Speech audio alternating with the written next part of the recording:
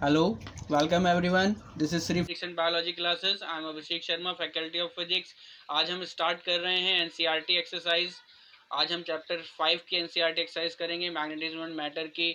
आपको एक्सरसाइज के सॉल्यूशन तो बहुत मिल जाते हैं अलग अलग ऐप पर, आप गूगल पर भी सर्च कर लेते हैं, लेकिन उनके थ्योरी में भी कुछ कॉन्सेप्ट मिस हो जाते हैं, वो आपको समझ में नहीं आते हैं। तो मैं कोशिश करूंगा कि आपको इजी लैंग्वेज में उन क्वेश्चंस के सॉल्यूशन समझा सकूं। जहां पर कैलकुलेशन की नीड होगी वहाँ कैलकुलेशन करके दिखाऊंगा आपको।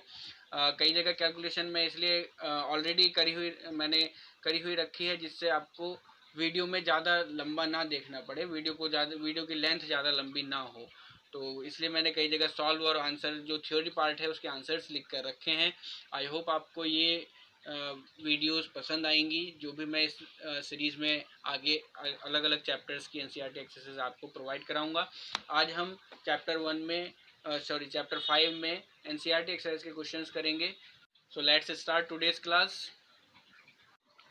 Chapter 5 magnetism and matter, NCERT exercise, question number 1। 6 parts हैं इसमें स्टूडेंट्स। पहला पार्ट है, A vector needs 3 quantities for its specification, name the 3 independent quantities conventionally used to specify the earth's magnetic field. तो earth के magnetic field को specify करने के लिए जो 3 बेसिक क्वांटिटीज का आप यूज करते हैं, तो आप सब पढ़ते हैं। These are the element of earth's magnetic field. तो मैग्नेटिक डिक्लाइनेशन, मैग्नेटिक इंक्लाइनेशन या एंगल ऑफ डिप, और horizontal component of earth's magnetic field. Second part है, the angle of dip at a location in southern India is about 18 degree. Would you expect a greater or smaller dip angle in Britain? तो इसका मतलब ये कह रहा है कि southern India में कहीं पर एंगल ऑफ डिप को मेज़र किया गया, वो 18 डिग्री है। तो क्या ब्रिटेन में एंगल ऑफ डिप इससे बड़ा होगा कि छोटा होगा? तो बेटा, जो एंगल ऑफ डिप होता है ये डिपेंड करता है कि पोल से कितनी डिस्टेंस है प्लेस की। अगर पोल से पास है, क्योंकि आपको पता है पोल पर एंगल ऑफ डिप 90 हो जाता है, बट जो मैग्नेटिक निडल है वो पूरी वर्टिकल हो जाती है। तो पोल के पास एंगल ऑफ डिप ज़्यादा होता है, पोल से दूर कम होता है। तो ब्रिटेन की जो लोकेशन है वो बेटा नॉर्थ पोल के पास है, तो वहाँ पर एंगल ऑफ डिप की वैल्यू भी ज़्यादा है, वो 70 डिग्री है। ठीक है, तो इस क्वेश्चन का आंसर यस होगा। If you made a map of magnetic field lines at Melbourne in Australia, would the lines seem to go into the ground or come off the ground? अगर Melbourne में magnetic field lines बनाई जाएं तो वहाँ पर magnetic field lines ground से ऊपर आ रही होंगी कि ग्राउंड में अंदर जा रही होंगी? तो बेटा बहुत सिंपल आंसर है इसका, क्योंकि मेलबर्न जो है वो सदर्न हेमिस्फेयर में है, और सदर्न हेमिस्फेयर को आप मैग्नेट का कौन सा, अर्थ के मैग्नेट का कौन सा पोल मानते हैं? वहाँ हम नॉर्थ पोल को मानते हैं। तो अगर वहाँ नॉर्थ पोल है बेटा, तो नॉर्थ पोल से मैग्नेटिक फील्ड लाइन बाहर की तरफ निकलती हैं, तो जो मैग्नेटिक फील्ड लाइंस हैं वो हमें बाहर आती हुई दिखाई देंगी। They seem to come out of the ground. अब डी पार्ट को देखते हैं। In which direction would a compass free to move in the vertical plane point 2 if located right on the geometrical north और south pole? Geometrical north और south pole पर अगर कोई magnetic needle हो तो वो किस डायरेक्शन में मूव करने के लिए फ्री होगी? तो बेटा पोल्स पर जो अर्थ का फील्ड है वो पूरा वर्टिकल हो जाता है, तो कंपास निडल जो है हॉरिजॉन्टल डायरेक्शन में किसी भी डायरेक्शन में रोटेट कर सकती है। तो वो आपको ज़रूरी नहीं है नॉर्थ साउथ में मिले, वो किसी भी डायरेक्शन में हो सकती है। It may point out in any direction. E part देखते हैं बेटा, क्वेश्चन आप बुक में से भी देख सकते हैं। The Earth's field, it is claimed, roughly approximates the field due to dipole of magnetic moment 8 into 10 power 22 joule per Tesla located at its center. Check the order of magnitude of this number in some way. Order of magnitude find करना है, मतलब आप magnetic field find करके देखिए क्या इतना आता है। तो हम इसका मैग्नेटिक डाइपोल मोमेंट दिया है बेटा 8 into 10 power 22 joule per tesla. Radius of earth वो होती है 6.4 into 10 power 6 metre, 6400 kilometre. Magnetic field जो होगा मैग्नेटिक इक्वेटर पर, तो इक्वेटर पर आप मैग्नेटिक फील्ड निकालेंगे तो इक्वेटोरियल लाइन पर अगर बार मैग्नेट की वजह से मैग्नेटिक फील्ड निकालें तो वो होता है mu naught upon 4 pi M upon D cube. Mu naught upon 4 pi की वैल्यू 10 पावर -7, एम की वैल्यू गिवन है, डी रेडियस के बराबर होगा। तो ये हमने वैल्यू फाइंड रख दी और फाइंड की, तो 0.31 इंटू 10 पावर -4 टेस्ला आ रहा है। या इसे गॉस में अगर लिखेंगे तो 1 गॉस में 10 पावर -4 टेस्ला होते हैं, तो ये 0.31 गॉस लिखा जा सकता है। तो this is of the order of magnitude of the observed field on earth. तो जो हम अर्थ का फील्ड ऑब्जर्व करते हैं एक्सपेरिमेंट्स के थ्रू वो लगभग इतना ही आता है। तो ये बात ठीक है। एफ पार्ट को देखते हैं। Geologist claim that besides the main magnetic north south pole there are several local poles on earth surface oriented in different direction. How is such a thing possible at all? मतलब जो geologist हैं वो ये बोलते हैं कि केवल जो आपने अर्थ को बार मैग्नेट माना है, ये आपको यहाँ पर ध्यान देना होगा वर्ड, हमने ये माना है, दिस इज हाइपोथेटिकल। तो नॉर्थ साउथ पोल जो हमने माने हैं उसके अलावा भी और पोल हो सकते हैं। तो बेटा ये बहुत सही बात है, because the earth magnetic field is only approximately A dipole field. उसे अपने अप्रॉक्सीमेटली एक डायपोल फील्ड माना है, ऐसे कोई कंफर्मेशन प्रूफ नहीं है। तो लोकल नॉर्थ साउथ पोल अलग अलग भी हो सकते हैं।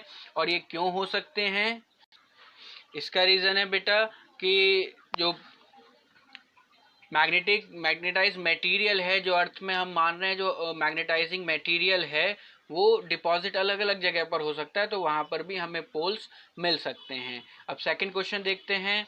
सेकंड क्वेश्चन में भी 6 पार्ट्स हैं और ये क्वेश्चन आपका इंटरेस्ट एक तरह से अर्थ मैग्नेटिक फील्ड की तरफ, अर्थ के मैग्नेटिक फील्ड की तरफ दिलाने के लिए ज़्यादा है। एग्जाम पॉइंट ऑफ व्यू से इतने इंपॉर्टेंट क्वेश्चन ये नहीं है, फिर भी हम सबको देखते हैं। The earth magnetic field varies from point to point in space, does it also change with time, if so on what time scale does it change appreciably. तो अर्थ का जो मैग्नेटिक फील्ड है वो अलग अलग जगहों पर तो अलग अलग होता है, क्या वो टाइम के रेस्पेक्ट भी चेंज होता है? तो आपने ये पढ़ा ही होगा चैप्टर में कि yes, earth magnetic field changes with time, it takes few 100 years to change by an appreciable amount. मतलब कुछ 100 सालों में वो एप्रिशिएबल जो हम मेजर कर सकें इतना चेंज हो जाता है। सेकेंड पार्ट है the earth core is known to contain iron, yet geologists do not regard this as a source of the earth magnetism. Why? Earth की जो अंदर वाली कोर है बेटा उसमें आयरन होता है, तो फिर उसे जियोलॉजिस्ट ही क्यों नहीं मानते कि वो अर्थ के मैग्नेटिक फील्ड का सोर्स है? तो इसका रीज़न ये है बेटा, अर्थ के कोर में जो होता है वो मॉल्टन आयरन होता है, और आयरन की ऐसी फॉर्म जो होती है वो फेरोमैग्नेटिक नहीं होती है, और फेरोमैग्नेटिक सब्सटेंस नहीं है तो वो इतना बड़ा मैग्नेटिक फील्ड क्रिएट नहीं कर सकती है। सी पार्ट है the charge current in outer conducting regions of earth core are thought to be responsible for earth magnetism, what might be the battery. तो आपने इसका रीज़न पढ़ा होगा कि चार्ज करंट होती हैं आउटर कंडक्टिंग रीजन में अर्थ के कोर के, तो वहाँ पर भाई करंट है तो कोई ना कोई बैटरी का सोर्स भी होना चाहिए। तो वो सोर्स क्या है जो इन करंट को बनाए रख रहा है? तो उसका एक रीज़न बेटा रेडियो एक्टिविटी को माना जाता है, वो one of the possible reason है। इसकी भी कोई सर्टेन प्रूफ नहीं है, मतलब एकदम श्योरिटी से नहीं कहा जा सकता, लेकिन रेडियो एक्टिविटी की जो हो रही है, मतलब जो एलिमेंट्स अपने आप में ब्रेक हो रहे हैं एटम्स और न्यूक्लियस, तो उसकी वजह से इसको एक रीज़न माना जा सकता है। डी पार्ट है बेटा the earth may have even reversed the direction of its field several times during its history of 4 to 5 billion years. How can geologists know about the Earth's field in such distant past? ये आपने पढ़ा था जब हमने discuss किया था कि earth का जो फील्ड है वो चेंज होता रहता है टाइम के साथ, और इसने अपनी डायरेक्शन को कई बार रिवर्स भी किया है, ऐसा जियोलॉजिस्ट क्लेम करते हैं 4 to 5 बिलियन ईयर्स में। तो वो इतने पीछे तक वो नॉलेज कैसे ले पाते हैं? तो इसका रीज़न है कि अर्थ का जो मैग्नेटिक फील्ड है gets recorded weakly in certain rocks during their solidification. जो रॉक्स सॉलिड बनती हैं वो सॉलिड बनती हैं लिक्विड से, उस टाइम में वो कुछ मैग्नेटिक फील्ड उसमें रिकॉर्ड हो जाता है वीकली। तो इसका जो एनालाइज करके, इन रॉक्स का एनालाइज करके अर्थ के मैग्नेटिक फील्ड की हिस्ट्री को पता लगाया सकता है। ई पार्ट है the earth field departs from its dipole shape substantially at large distances greater than about 30,000 kilometer. What agencies may be responsible for this distortion? तो Earth's magnetic field gets modified by the field produced by motion of ions in Earth's hemisphere. Earth's ionosphere. तो बेटा इसका भी simple सा reason है। ये पहले तो क्वेश्चन समझो क्या कहना चाह रहा है। वो कहना चाह रहा है कि डायपोल नहीं रहता है, तो अभी हम पढ़ चुके थे कि हर जगह डायपोल होना ज़रूरी भी नहीं है, और जो करंट है ना, जो आयनोस्फीयर में जो मोशन ऑफ आयंस हो रहा है उसकी वजह से वो डायपोल का इतना रिस्पॉन्सिबिलिटी वहाँ पर नहीं बचती है कि वो डायपोल फील्ड बनेगा। एफ पार्ट में है Interstellar space has an extremely weak magnetic field of the order of 10⁻⁻12 Tesla. Can such a weak field be any significant consequence? Explain. बेटा जब एक चार्ज पार्टिकल मूव करता है मैग्नेटिक फील्ड में तो वो सर्कुलर पाथ में डिफ्लेक्ट होता है, ठीक है। R is equal to m v upon cube, ये आपने 4th चैप्टर में पढ़ा था। तो जब B कम होगा तो R तो बहुत ज़्यादा होगा, यानी रेडियस बहुत ज़्यादा हो जाएगी, तो deflection therefore over the gigantic interstellar distance the deflection of the charged particle becomes less noticeable। तो उसका कोई वहाँ ज़्यादा इफेक्ट नहीं पड़ता है। इंटरस्टेलर डिस्टेंस का मतलब है बेटा, इंटर का मतलब होता है दो चीज़ों के बीच में डिस्टेंस, और स्टेलर यहाँ आया है स्टार्स के लिए, तो स्टार्स के बीच की बहुत बड़ी बड़ी डिस्टेंसेस में ये इग्नोर किया जा सकता है, ठीक है। थर्ड क्वेश्चन है, short bar magnet placed with its axis at 30 degree with a uniform external magnetic field of 0.25 Tesla experiences a torque of magnitude equal to 4.5 into 10⁻⁻2 joule. What is the magnitude of magnetic moment of the magnet? तो हमने theta दिया है, b given है, टॉ given है, m हमसे पूछा है, तो हमारे पास फॉर्मूला है tau is equal to m B sine theta. तो आप यहाँ से m फाइंड कर सकते हैं, m हो जाएगा टॉ अपॉन b साइन थीटा। अब वैल्यूज़ रख लीजिए, टॉ की वैल्यू है 4.5 इंटू 10⁻⁻2 जूल, और b की वैल्यू है 0.25 टेस्ला, और थीटा दिया है हमको 30 डिग्री। ये सारी वैल्यूज़ रखकर जब हम कैलकुलेशन करेंगे तो वो आंसर आएगा 0.36 जूल पर टेस्ला। आप वैल्यूज़ रखकर कैलकुलेट कर सकते हैं। फोर्थ क्वेश्चन है, short bar magnet of magnetic moment m is equal to 0.32 joule per tesla is placed in a uniform magnetic field of 0.15 tesla if the bar is free to rotate in the plane of the field which orientation would correspond to its stable and unstable equilibrium. What is the potential energy of the magnet in each case? तो बेटा आपको dipole moment दिया है m और दिया है b, तो stable equilibrium की कंडीशन होती है कि थीटा उस केस में ज़ीरो होता है। थीटा ज़ीरो का मतलब जो आपके पास बार मैग्नेट होती है वो उसके पैरेलल आप रखते हैं, बार magnet is along the field के अलोंग उसे रखते हैं, तो वो कंडीशन होती है। और इस केस में आपसे पोटेंशियल एनर्जी पूछी है, तो पोटेंशियल एनर्जी का फॉर्मूला होता है minus m b cos theta. Values रख दीजिए, माइनस 0.32, बी की वैल्यू है 0.15, और कॉस 0 1 होता है, तो हम इसकी मल्टीप्लाई करेंगे तो ये आंसर आ जाएगा -4.8 into 10⁻⁻2 joule. This is stable equilibrium. Unstable equilibrium के लिए थीटा 180 होता है। 180 का मतलब है bar magnet is anti parallel to the field, यानी अब आपने क्या किया, पहले पैरेलल का मतलब है साउथ पोल और नॉर्थ पोल के अलोंग आपने उसे रखा, एंटी पैरेलल में आपने उसे अपोजिट डायरेक्शन में रख दिया, anti parallel to the field, क्योंकि डायपोल की जो डायरेक्शन मानी जाती है वो साउथ से नॉर्थ पोल मानी जाती है। अगर दोनों उसी डायरेक्शन में रखे गए हैं तो पैरेलल होता है। और फिर इसके लिए भी आप यू कैलकुलेट कर सकते हैं, this will be minus m b cos theta, और कॉस थीटा की जगह बेटा कितना आएगा, कॉस 180, तो मैग्नीट्यूड तो सेम आएगा क्योंकि 180 की भी वैल्यू जो होती है वो -1 होती है, तो साइन चेंज हो जाएगा, इसकी एनर्जी पॉजिटिव हो जाएगी 4.8 इंटू 10⁻⁻2 जूल। फिफ्थ क्वेश्चन है, closely wound solenoid of 800 turns and area of cross section 2.5 into 10⁻⁻4 metre square carries a current of 3 ampere. Explain the sense in which the solenoid acts like a bar magnet. What is its associated magnetic moment? तो सबसे पहले तो बेटा यही बात करते हैं कि किस सेंस में सोलेनॉइड बार मैग्नेट की तरह एक्ट करती है। तो सोलेनॉइड का अगर आपने मैग्नेटिक फील्ड देखा हो तो वो बिल्कुल ऐसा होता है जैसे बार मैग्नेट का होता है, तो सोलेनॉइड को हम एक बार मैग्नेट मान सकते हैं। जैसे बार मैग्नेट के अपने एंड्स पर साउथ और नॉर्थ पोल होते हैं, ऐसे सोलेनॉइड का एक एंड साउथ पोल होता है, दूसरा एंड नॉर्थ पोल होता है। तो ये अगर मैग्नेटिक डायपोल है तो इसका डायपोल मोमेंट भी होगा। डायपोल मोमेंट होता है बेटा NIA, तो आपको N दिया है 800 टर्न्स, करंट दिया है 3 एम्पियर, और एरिया दिया है 2.5 इंटू 10⁻⁻4। ये सब वैल्यूज़ रखेंगे और कैलकुलेशन करेंगे तो हमारे पास आंसर आता है 0.6 joule per tesla. Next question है, if the solenoid in exercise 5.5 is free to turn about the vertical direction and a uniform horizontal magnetic field of 0.25 tesla is applied, what is the magnitude of torque of the on the solenoid when its axis makes an angle of 30 degree with the direction of the applied force। तो बेटा ये पुराने question हो गया। Torque का formula आपके पास M B sine theta, आप values रख दीजिए। यहाँ पर थीटा की जगह 30 डिग्री है तो 0.6, बी की जगह 0.25 और थीटा की जगह हम रख दें साइन 30 की वैल्यू होती है 1/2। तो आप इसे सॉल्व करेंगे तो ये आ जाएगा 7.5 into 10⁻², newton metre. Next question, a bar magnet of magnetic moment 1.5 joule per Tesla lies aligned with the direction of a uniform magnetic field of 0.22 Tesla.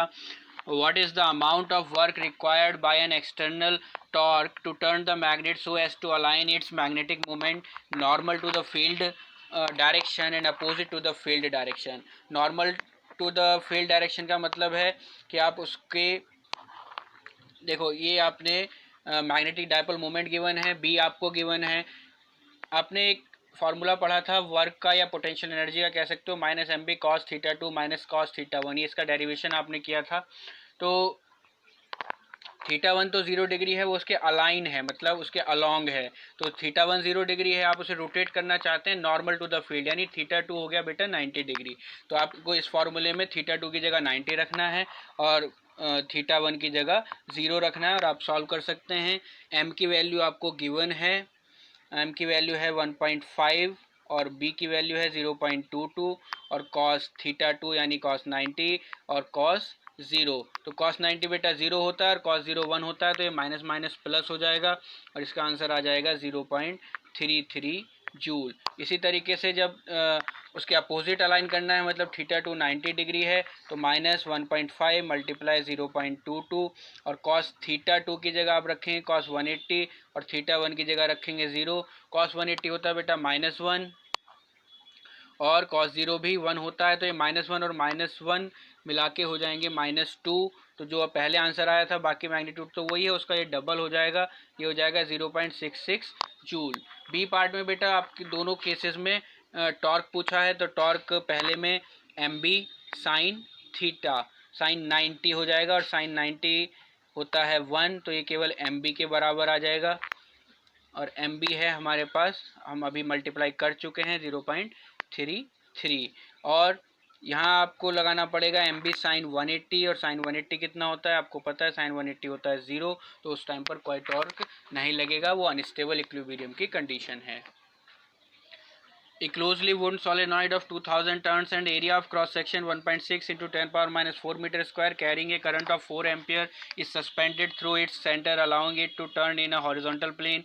What is magnetic moment associated with the solenoid and what is the force and torque on the solenoid if a uniform horizontal magnetic field of 7.5 into 10⁻² Tesla is set up at an angle of 30 degree with the axis of solenoid? तो आपको ये find करना है क्या क्या given है, N given है, ए given है, आई गिवन है। आप मैग्नेटिक डायपोल मोमेंट निकाल सकते हैं एन आई ए से। एन की वैल्यू 2000, ए 1.6 इंटू 10⁻⁴ और आई की वैल्यू बाद में रख दो अगर पहले छूट गई है। तो इन दोनों इनकी आप मल्टीप्लाई करते हैं तो हमको आंसर आता है 1.28 एम्पियर मीटर स्क्वायर। और बेटा इसकी यूनिट एम्पियर मीटर स्क्वायर होती है क्योंकि आई की यूनिट एम्पियर होती है, एरिया की मीटर स्क्वायर होती है। मैग्नेटिक मोमेंट है, इसकी डायरेक्शन होगी along the axis of the solenoid, जैसे बार मैग्नेट में होती है, बार मैग्नेट के एक्सिस के अलोंग, इसी तरह से ये क्योंकि ये बार मैग्नेट की तरह ही होता है तो इसकी जो मैग्नेटिक मोमेंट है उसकी डायरेक्शन भी along the axis of solenoid होती है। सेकंड में आपसे पूछा है फोर्स, तो बेटा ये यूनिफॉर्म फील्ड में रखा गया। यूनिफॉर्म फील्ड में दो अपोजिट पोल पर जो फोर्स लगेंगे वो इक्वल और अपोजिट लगेंगे, तो नेट फोर्स इस पर 0 होगा। हाँ, टॉर्क होगा एम बी साइन थीटा, तो एम बी की वैल्यू आप रख सकते हैं, एम हमने अभी निकाल लिया था 1.28 और एरिया बी है, बी गिवन है हमको 7.5 इंटू 10⁻² और साइन 30 की वैल्यू 1/2 होती है, उसे भी आप यहाँ पर रख देंगे 1.28 इंटू 7.5 इंटू 10⁻² और 1/2, तो ये वैल्यू आ जाती है 0.048 मीटर। और टॉर्क की जो डायरेक्शन होती है, टॉर्क उसे अलाइन करना चाहता है along the axis of the solenoid. along the axis of the magnetic field. Next question बेटा मैकेनिक्स से रिलेटेड है, 11th क्लास में आपने पढ़ा होगा I think. A circular coil of 16 turns and radius 10 centimeter carrying a current of 0.7 ampere 7.5 ampere rests with its plane normal to an external field of magnitude 5 into 10 power minus 2 Tesla. The coil is free to turn about an axis in its plane perpendicular to the field direction. When the coil is turned slightly and released, it oscillates about its stable equilibrium with a frequency of 2 seconds. What is the moment of inertia of the coil about its axis of rotation? तो moment of inertia बेटा SHM अगर आप पढ़ते हैं तो वहाँ पर moment of inertia का और frequency का relation होता है nu is equal to 1/2 pi और torque upon मैग्नेटिक फील्ड. तो टॉर्क की जगह यहाँ पर mb हम लिख सकते हैं अपॉन मैग्नेटिक फील्ड नहीं, torque upon moment of inertia. This I is called moment of inertia. तो ये आपको आई फाइंड करना है. बाकी जो वैल्यूज़ है बेटा वो सब मैंने यहाँ मेंशन कर दी हैं, आपको सब वैल्यूज़ गिवन है.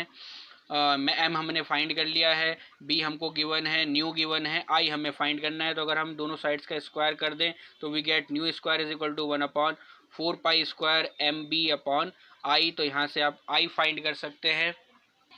आई आ जाएगा M B upon 4 pi square new square. I की वैल्यू हम रख सकते हैं 0.377. ये सब वैल्यूज़ हमने रख दी हैं और आई की वैल्यू आ गई है 1.19 into 10⁻⁻⁴ kilogram metre square. This is the unit for I. Next question है बेटा magnetic needle free to rotate in a vertical plane parallel to the magnetic meridian has its north tip pointing down at 22 degree with the horizontal component of the earth's magnetic field at the place is known to be 0.35 Gauss. Determine the magnitude of the earth's magnetic field at the place. तो ये जो अर्थ का बेटा magnetic meridian है वो north tip जो है वो 22 डिग्री नीचे होर पॉइंट कर रही है. Means this is the angle of dip. यही तो एंगल ऑफ डिप होता है. एच हमें दिया है 0.35 गॉस और हमको बी फाइंड करना है. तो बी गॉस में चेंज करने की ज़रूरत यहाँ पर हमें नहीं है. तो एच जो होता है वो होता है बेटा बी कॉस डेल्टा. तो यहाँ से बी निकल जाएगा H upon cos delta. H की वैल्यू है 0.35 और कॉस डेल्टा की वैल्यू है 22 डिग्री. अब आप पूछेंगे सर ये 22 डिग्री हमें कैसे पता चलेगा? तो बेटा इस टाइप का क्वेश्चन अगर गिवन होगा तो आपके लिए इनकी वैल्यू भी कांस्टेंट के फॉर्म में दी जाएगी. अदरवाइज इस तरह का क्वेश्चन नहीं आएगा. वही एंगल आएगा जो आप फाइंड कर सकते हैं, क्योंकि ये तो आप लॉग ट्रिग्नोमेट्रिक टेबल से भी याद नहीं करते हैं ना. नेक्स्ट क्वेश्चन देखते हैं बेटा. At a certain location in Africa, a compass points 12 degree west of the geographic north. The north tip of the magnetic needle of a dip circle placed in the plane of the magnetic meridian points 60 degree above the horizontal. The horizontal component of the Earth's field is measured to be 0.16 Gauss. Specify the direction and magnitude of Earth's field at the location. तो बेटा यहाँ पर ये आपको पता करना जरूरी है कौन सा एंगल डिक्लाइनेशन है, कौन सा एंगल ऑफ डिप है. तो जो 12 degree west to the geographic north है यानी कि ये मेरिडियंस के बीच का एंगल है या कह सकते हो एक्सिस के बीच का एंगल है. तो ये तो बेटा डिक्लाइनेशन हुआ. और एंगल ऑफ डिप जो होगा वो ये 60 डिग्री होगा, जो कि जो फील्ड है जो मैग्नेटिक नीडल है वो 60 डिग्री अबव हॉरिजॉन्टल से एंगल जो बना रही है उसे हम एंगल ऑफ डिप कहते हैं. तो ये अगर आपको पता चल गया फिर तो कोई क्वेश्चन में बचता ही नहीं है. H is equal to 0.16 gauss given है. आपको वही फार्मूला लगाना है कि बी फाइंड करना है. तो एच इज इक्वल टू होता है बी कॉस डेल्टा. तो यहाँ से बी हो जाएगा एच अपॉन कॉस डेल्टा. और यहाँ तो कॉस के साथ आपको एंगल भी ऐसा गिवन है कि जिसकी वैल्यू आप फाइंड कर सकते हैं, यानी cos 60 होता है 1/2. आप इसे 1/2 यहाँ वैल्यू रखेंगे, सॉल्व करेंगे तो ये 0.32 इंटू 10⁻⁴ टेस्ला आ जाएगा. या इसे आप वापस गॉस में देना चाहते हैं तो गॉस में दे सकते हैं. मैग्नेटिक फील्ड की डायरेक्शन की बात करेंगे तो बेटा वो 12 डिग्री वेस्ट ही होगा जोग्राफिक मेरिडियन के, क्योंकि उसी के अलॉन्ग होता है. और 60 डिग्री एंगल बना रहा होगा अपवर्ड्स. ठीक है. नेक्स्ट क्वेश्चन है short bar magnet has a magnetic moment of 0.48 joule per Tesla. Give the direction and magnitude of the magnetic field produced by the magnet at a distance of 10 centimetre from the centre of the magnet on the axis and be on the equatorial line. Equatorial line आपको पता है normal bisector होता है. तो इन दोनों के हमने फार्मूले बनाए हुए हैं। मैंने यहाँ पर कैलकुलेशन आपके लिए करके रख दी है, क्योंकि अगर मैं अभी कैलकुलेशन करके दिखाता हूँ तो वीडियो का टाइम ही बढ़ रहा है और कुछ नहीं हो रहा है ना। तो इसलिए मैंने ये सॉल्व करके रख दिया है कि एक्सेल पर अगर आप निकालेंगे तो म्यू नॉट अपॉन 4π2m/d³ होता है। वैल्यूज़ हम रखेंगे, या इजी कैलकुलेशन है, ज़्यादा बड़ी कैलकुलेशन नहीं है। तो ये आंसर आता है 0.96 गॉस। और इक्वेटोरियल लाइन पर निकालेंगे तो वैसे भी आपको पता है एक्सिस का आधा होता है इक्वेटोरियल लाइन पर, तो ये 0.48 गॉस आ जाएगा।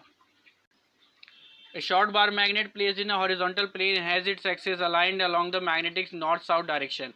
Null points are found on the axis of the magnet at 14 cm from the center of the magnet. The Earth's magnetic field at the place is 0.36 Gauss and the angle of dip is 0.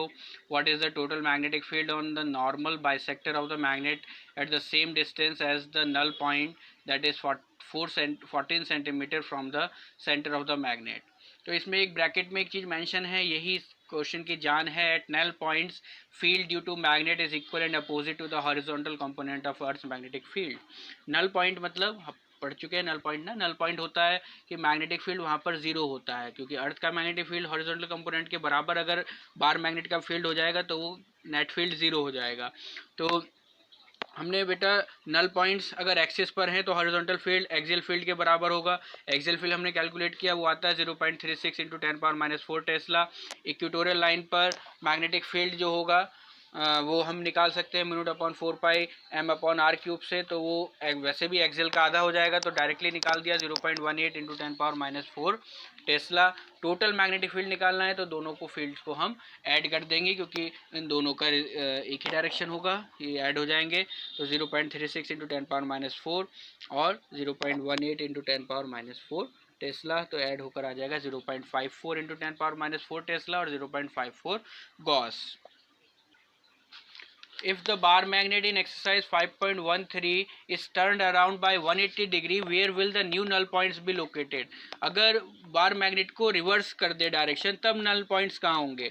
तो बेटा उसमें आपको ये ध्यान देना था कि वो मैग्नेटिक फील्ड के अलोंग था, एक्सिस में था। अगर वो उसके अपोजिट डायरेक्शन हो जाएगा तो मैग्नेटिक फील्ड जो होंगे दे विल पॉइंट, यानी कि जो नॉर्थ पोल है अब वो किधर हो जाएगा, वो जोग्राफिक नॉर्थ की तरफ हो जाएगा। और नॉर्थ की तरफ जोग्राफिक नॉर्थ से मतलब है मैग्नेटिक साउथ। मैग्नेटिक साउथ की तरफ अगर फील्ड होगा तो आपका नॉर्थ पोल है वो एक दूसरे को रिपेल करेंगे, यानी कि जो फील्ड बीच में कहीं न्यूट्रल बनेगा। बीच में न्यूट्रल बनने का मतलब है इक्वेटोरियल लाइन पर वो न्यूट्रल बनेगा, क्योंकि उन दोनों पोल से इक्वेटोरियल लाइन की डिस्टेंस बराबर होती है।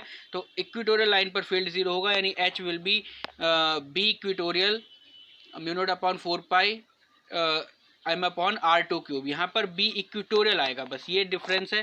जो ऊपर वाला क्वेश्चन है उसमें एक्सियल फील्ड के बराबर हॉरिजॉन्टल कंपोनेंट है, यहाँ इक्वेटोरियल फील्ड के बराबर हॉरिजॉन्टल कंपोनेंट होगा। यहाँ हम एक्सियल फील्ड अलग से फाइंड कर लेंगे, तो वो 2m/r⁴ वो एच के इक्वल है इक्वेशन नंबर 2 के मतलब पिछले क्वेश्चन की वजह से।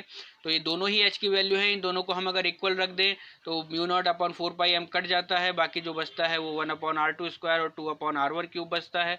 यहाँ से हम r2 कैलकुलेट कर सकते हैं, क्योंकि हमें r1 गिवन है। तो ये आ जाता है 11.1 सेंटीमीटर। 2 का क्यूब रूट इसमें आपको निकालना पड़ सकता है, तो ऐसे क्यूब रूट्स को आप याद भी रख सकते हैं। A short bar magnet of magnetic moment 5.25 × 10⁻² joule per Tesla is placed with its axis perpendicular to the Earth's field direction. At what distance from the center of the magnet the resultant field is inclined at 45 degree with Earth's field on its normal bisector and B on its axis? Magnitude of the Earth's field at the place is given to be 0.42 Gauss. Ignore the length of the magnet in comparison to the distance involved. तो बेटा magnetic moment given है और अर्थ का magnetic field given है 0.42 Gauss. उसे मैंने यहाँ पर वाई एक्सिस में लिया है, तो मैं उसे बी वाई से शो कर रहा हूँ। बहुत इंपॉर्टेंट क्वेश्चन है ये और थोड़ा समझने में टिपिकल है, ध्यान से समझना। ए पार्ट में क्या कह रहा है, ये कह रहा है कि रिजल्टेंट फील्ड जो है वो इस तरह से इंक्लाइंड हो कि वो 45 डिग्री बनाए अर्थ के मैग्नेटिक फील्ड से। ऐसा बेटा कब पॉसिबल है? अगर आप इसका फिगर को देखो तो फिगर में मैग्नेटिक फील्ड हमने मैग्नेट के अर्थ का मैग्नेटिक फील्ड मैग्नेट के परपेंडिकुलर लिया है, ये कंडीशन हमें गिवन है। तो बी वाई को हमने इसके परपेंडिकुलर लिया है। तो इस पॉइंट पर इक्वेटोरियल फील्ड आप निकालेंगे तो ये जो इक्वेटोरियल फील्ड है, सॉरी जो बी एक्स है, इसका जो फील्ड है वो कह रहा है इसके परपेंडिकुलर है। तो बी एक्स के और बी वाई का जो रिजल्टेंट है वो तब अगर बराबर होंगे तब उनका रिजल्ट इनके बिल्कुल बीच में आएगा, यानी 45 डिग्री वो कब बनाएगा, जब दोनों वेक्टर्स की लेंथ बराबर होती है तब उनके रिजल्टेंट 45 डिग्री बनाता है। Means B x should be equal to B y. B x क्या है बेटा, this is the magnetic field due to the magnet. तो अगर मैग्नेट का मैग्नेटिक फील्ड इस डायरेक्शन में होगा और वो से मैग्नीट्यूड में बराबर होगा तब ये रिजल्टेंट अर्थ के मैग्नेटिक फील्ड से 45 डिग्री का एंगल बनाएगा। बात समझनी है कि रिजल्टेंट का एंगल अर्थ के मैग्नेटिक फील्ड से 45 होना चाहिए, उसके लिए इसको इसके मैग्नीट्यूड के बराबर और इस डायरेक्शन में होना चाहिए। तो हमने बी एक्स निकाला, mu naught upon 4 pi M upon r cube आता है, ये इक्वेटोरियल पॉइंट है। इक्वेटोरियल पॉइंट है तो ये बी एक्स जो है इसी के बराबर बी वाई होगा, तो हम यहाँ से आर क्यूब निकाल सकते हैं। बाकी सब वैल्यूज़ हमें गिवन है, वो आ जाता है 0.05 सेंटीमीटर। और बेटा सेकंड पार्ट में बोला है कि एक्सिस पर कहाँ होगा, तो एक्सिस पर पॉइंट ले लेते हैं P। जब पॉइंट P एक्सिस पर है तो ये जो बी एक्स है तब भी ये बी वाई के बराबर होना चाहिए, लेकिन एक्सिस पर जो मैग्नेटिक फील्ड होता है वो होता है mu naught upon 4 pi 2m upon r cube, तो डबल आ जाएगा। तो आर क्यूब यहाँ से भी फाइंड कर लेंगे तो वो डिस्टेंस आ रही है 6.3 सेंटीमीटर। तो ये हमने इस चैप्टर के 15 एनसीईआरटी एक्सरसाइज क्वेश्चन कर लिए हैं। नेक्स्ट पार्ट में हम इसके एडिशनल एक्सरसाइज के क्वेश्चंस को डिस्कस करेंगे। आई होप आपको ये जो क्वेश्चंस हैं वो क्लियर हो गए होंगे। आपको कोई डाउट है तो आप कमेंट बॉक्स में बता सकते हैं। आपको वीडियो कैसी लगी ये कमेंट बॉक्स में ज़रूर बताएं। चैनल को सब्सक्राइब करें अगर आपने हमारा चैनल अब तक सब्सक्राइब नहीं किया है। वीडियो को लाइक करें और अपने फ्रेंड्स के साथ शेयर करें जिन्हें भी क्वेश्चंस में डाउट होता है। न्यूमेरिकल इज़ द जान ऑफ फिजिक्स, न्यूमेरिकल फिजिक्स की जान है। अगर आप को फिजिक्स में स्कोर करना है तो न्यूमेरिकल्स पर कमांड होनी ज़रूरी है। सो आई होप आपको ये वीडियो पसंद आएगी। Thank you.